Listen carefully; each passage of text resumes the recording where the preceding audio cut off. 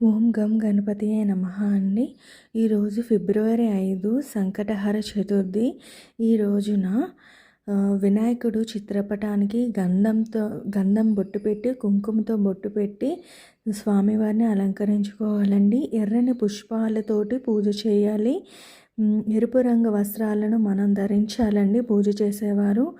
ఈరోజు ఈవినింగ్ వరకు ఉపవాసం ఉండాలి. పాలు పళ్ళు స్వీకరించవచ్చు.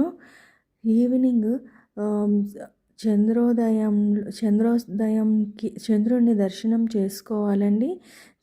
చంద్రునికి అర్ఘ్యం ఇవ్వడం కూడా చేయొచ్చు. అందులో అదేంటంటే వెండి గ్లాసులోని లేదా పాత్రలోని పాలు, బియ్యాన్ని, తెల్లని పువ్వులను, అక్షంతలను స్వామికి అర్ఘ్యంగా సమర్పించాలండి.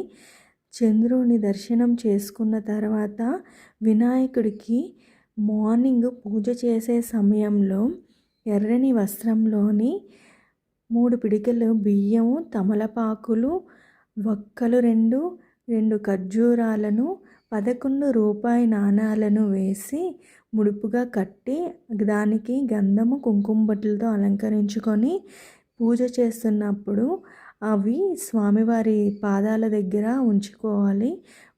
మార్నింగ్ నుంచి కట్టిన ముడుపును ఈవినింగ్ తీసేసి అందులోని బియ్యాన్ని పరవన్నంగా చేసి స్వామికి నైవేద్యంగా పెట్టాలి. ఆ వక్కలను, తమలపాకులను ప్రసాదంగా స్వీకరించాలి. 11 కాయిన్స్ని మనం బీరువాలోని పెట్టుకుంటే చాలా మంచిదండి. ఆ ముడుపు కట్టే సమయంలోని మీ కోరికలను చెప్పుకోవాలి. ముడుపు విప్పే సమయంలో కూడా అనుకున్న కోరిక జరగాలని స్వామివారికి ఆ ముడుపు విప్పి ప్రసాదాన్ని నైవేద్యంగా పెట్టాలి. నేను ఈరోజు నార్మల్గా చేసుకున్నానండి.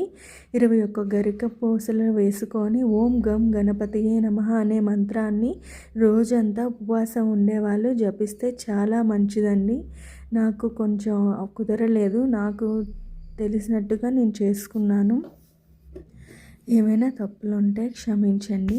Thanks for watching. అసలు స్టోరీ నెక్స్ట్ వీడియోలో